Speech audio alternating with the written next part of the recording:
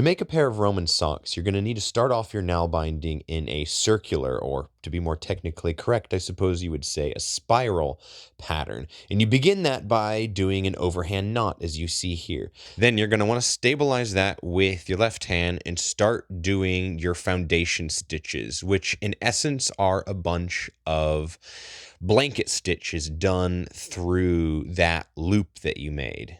Now, the number of stitches that you do here on this first ring is going to make a big difference in the shape of the toe. If you don't do enough, it's going to end up being really pointy, and you might have some extra sock beyond your toe. So I would do between 15 to 20 of these stitches on this first loop. Now, the transition from this blanket stitch to the nail binding stitch is a little messy, but you'll muddle through. You can see here how I'm sticking the needle through 2 loops and essentially starting to do the coptic stitch.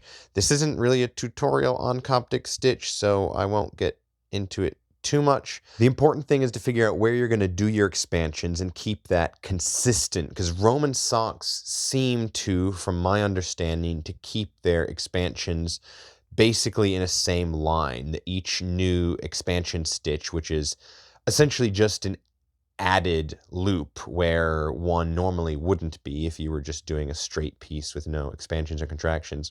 But rather than being spaced nicely around and hidden like you might see on modern knitting or something like that, they all come out of a single row, and next to that row, kind of as you go down the sock, is every single expansion.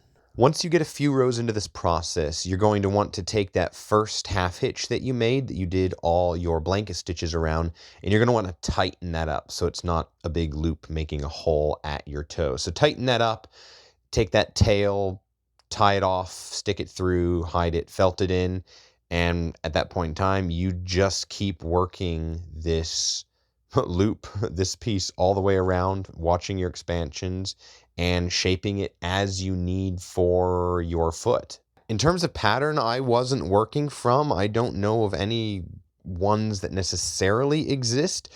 Just make your tube, and if you find that you keep trying it on your feet, and if you find you need more room, add more expansions. Keep it regular, try to remember and keep track of what you're doing so that you can, copy it in mirror, reversed on the other sock for the other foot. And also having safety pins to mark where you're putting your expansions and to be counting rows is also very, very helpful. And that's really that. If you guys want me to, I'll do some more in-depth tutorials like this on other aspects of making Roman socks, probably as I make another pair. I don't expect this video to do super well. It's kind of boring and esoteric, but I tried a lot to find examples and illustrations of people doing this and how to do this, and I just wasn't finding a whole lot. So hopefully this fills a hole for some people. And if that's you, if you're trying to figure this out and you stumble across this video and it helps you, leave a comment or send me a DM. Let me know. I'd love to hear that my content is helpful to people. So in either your crafting or your reenacting journey, cheers and good luck. I wish you happy Roman sock making.